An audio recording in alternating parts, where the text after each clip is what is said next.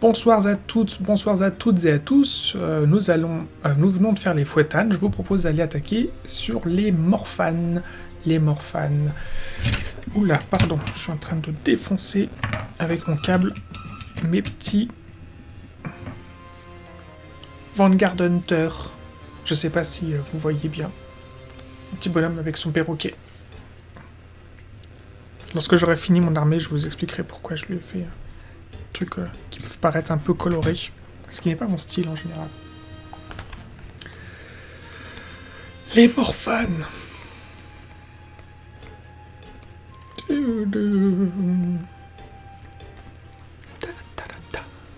La musique de Vegeta. Les morphanes, entourés d'une brume glaciale et parlant avec des voix semblables à des murmures funestes, les morphanes sont inquiétants au point de perturber les idolètes des autres enclaves. C'est un peuple sombre et stoïque qui fait preuve de pragmatisme. Tous leurs gestes et toutes leurs réactions sont mesurés et réfléchis, à l'opposé de la fureur aveugle des fouettanes ou de l'héroïsme impulsif d'Ionrak. Malgré tout, les morphanes sont de grands guerriers, si concentrés sur leur mission qu'ils ignorent les pires blessures afin de l'accomplir. Leur cri de guerre est un hurlement surnaturel qui monte en crescendo tandis qu'ils se rapprochent de l'ennemi.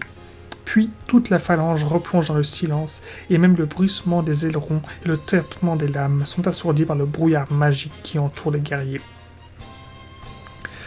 Les morphanes préfèrent les couleurs sombres, généralement le noir. Toutefois, quand leur armure et leurs armes réfléchissent la lumière, il est possible de distinguer des teintes de bleu de nuit et de violet. Des dorures contrastent avec des couleurs sombres de la popale des elfes.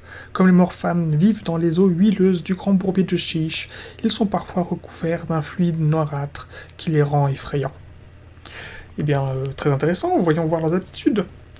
Adepte de la magie des âmes, lorsqu'un Isharan sous le render de Morphane utilise son aptitude l'heure de lumière, ajoutez 3 nombre de figurines ressuscitées. Ok. Parce que précédemment, ce qui était ce qui est intéressant, ce qui est particulier par rapport à leur lore, les Morphanes, c'est que, contrairement à ceux qu'on a vus juste avant, Ionrak, Domhain et Fouettan, c'est le premier lore qui nous dit pas, en gros, comment ils se battent, quelle est la quantité de figurines qu'ils vont avoir, est-ce qu'ils sont plutôt axés sur les Remora Hill, ou les Fangomora, ils appellent les Fangomora, ou quoi que ce soit. Et ben en l'occurrence, du coup, c'est leurs règles qui nous indiquent qu'elles sont du coup beaucoup plus axées sur les tralls. Magie.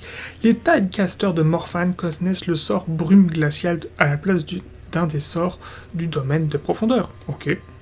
Ce sort a une valeur de lancement de 6. En cas de réussite, choisissez une unité ennemie visible du lance-sorcier et à 12 pouces ou moins de lui, jusqu'à votre prochaine phase des héros. Cette unité ne peut se déplacer que de 1 pouce pour engager, et toute aptitude qui devrait améliorer son mouvement d'engagement est ignorée. Ok.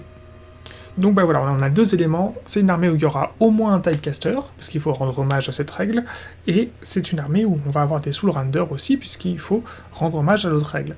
Donc on va être axé sur une armée beaucoup plus à pied. Donc qu'est-ce que j'ai fait? Je suis allé chercher bien sûr le Namarti Corp. Le Namarti Corp, c'est vachement bien. Là où j'avais été plutôt mitigé sur la règle de la Telian Corp, où j'avais carrément dit que le Royal Council c'était pas super, le Namarti Corp, c'est 6 Lisharan Soul Render. Alors il faut un Lisharan Soul Render, 2 à 6 Namarti Tral et 2 à 4 unités de Namarti River. Dans ce bataillon, clairement, les 2 à 4 unités de Namarti Rivers, on n'en mettra toujours que 2, c'est la petite taxe, parce que clairement pour l'instant les Namarti Rivers, ça fait une taxe à 240 points, mais pour l'instant les Namarti Rivers, vraiment c'est pas la joie. C'est bou. Bon, lien mental. Si l'Isharan sous le render de ce bataillon utilise l'aptitude l'heure de lumière sur une unité Namarti de ce bataillon, le D3 déterminant le nombre de figurines ressuscitées compte comme donnant automatiquement 3. Ce qui fait qu'en fait, on va automatiquement ressusciter 3, plus 3. Donc en fait, on a quand même un Isharan Soul Render, donc, qui va systématiquement ressusciter 6 bonhommes. Vachement bien. Vachement bien. Donc, ce qu'on va faire, c'est qu'on a notre bataillon, on va chercher 2 fois 30 Namartitral pour optimiser à fond. Donc, ça fait 320 points. 320 points. On va prendre un Léviadon, parce que le Léviadon, il a quand même un petit bonus supplémentaire pour aider les Namarti. Je vais vous le... hop là, pardon. Je fais brique mon câble pour arrêter de cogner mon petit Vanguard Hunter Prime. Je vais vous ressortir, hop là, dans l'autre bouquin, la règle du Léviadon. Trait de monte à l'Opex, Eidolon. Tambour du néant. Ajoutez un au jet de sauvegarde pour les unités d'attaque qui ciblent les unités d'Ipkin amis ayant une caractéristique de blessure de 8 ou moins et étant entièrement à 12 pouces ou moins d'un ou plusieurs Léviadons amis. Donc bien entendu, on va aller chercher le trait de monture. Ah bah, bien sûr, quel génie, j'ai oublié de les mettre. Donc là, pardon. On va aller chercher le trait de monture carapace résonante, hein, qui fait passer de 12 pouces à 15 pouces ce bonus-là. Donc là, c'est cool, parce qu'on a quand même 60 namartitrales à synergiser. Je sais pas si on arrivera à les faire convenablement bien rentrer, mais en tout cas, c'est sûr que 30, on les fera bien rentrer. En outre, ajoutez un rejet de touche pour les attaques des unités namarti amis qui ciblent une unité ennemie entièrement à 12 pouces ou moins d'un ou plusieurs Léviadons amis. Donc là, tout l'intérêt étant justement grâce d'augmenter ce rayon de 12 à 15 pouces pour optimiser ce potentiel pour taper. Le petit souci de cette règle-là, c'est qu'il faut que ce soit l'unité ennemie qui soit entièrement dans les 12 pouces. Bah, du coup, là, c'est entièrement les 15 pouces, ça va faciliter cette règle-là pour nos namartitrales. Et en plus, je suis allé chercher pour 2 fois 140 points, donc 6 Ishlaen Guard, pour avoir quand même une bonne projection en termes de mouvement, et que ça cogne, et un potentiel assez stable pour cogner. Du coup, qu'est-ce que j'ai fait? Je suis allé prendre en héros un Tidecaster. Hein, voilà, cette fois-ci, je suis vraiment pas du tout allé chercher d'Akelian. Un Tidecaster, 2 Soul Render, il y en a un qui est automatiquement dans le bataillon, et un deuxième parce que pour pouvoir synergiser la seconde unité de 30 Namarti. C'est pas grave, lui il ressuscitera que un des 3 plus 3, hein, donc ça au minimum 4, donc c'est ça, c'est quand même vachement bien,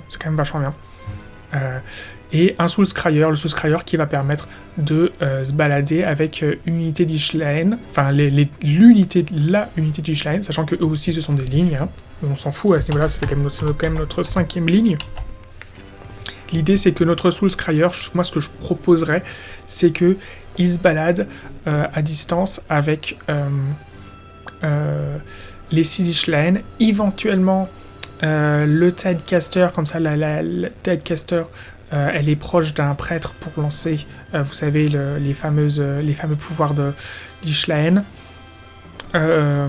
Sinon, vous mettez le Tidecaster et les 2 Soul Render pas trop loin les uns des autres, ils sont 3, et vous avez votre bonus pour lancer 1+2 pour lancer.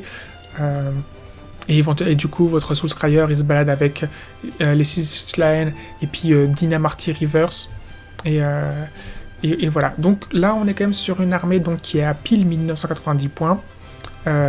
En 5 pauses, 91 figurines, hein, 135 blessures. On est quand même sur quelque chose de beaucoup plus large que ce qu'on a vu précédemment. Avec donc 267 attaques pour un potentiel de 301 blessures. Par contre, une armée à 500 €.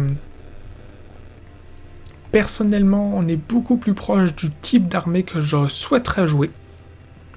Non, je vais être honnête, hein, actuellement j'aime pas les Reavers, je trouve que c'est une unité qui est vraiment une taxe, mais je ne suis pas fan des Remora Hill actuellement. Je trouve que c'est des figurines qui ont de la gueule, mais qui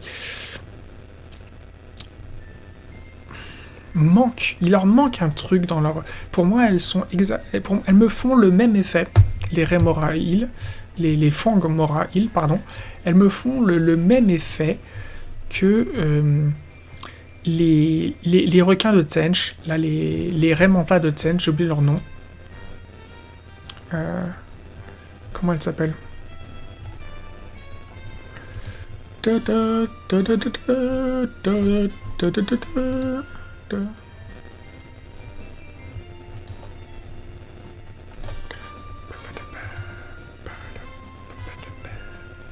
Les Screamers of Zench. C'est-à-dire qu'en fait, je trouve que c'est des unités qui ont de la gueule, mais il y a elles sont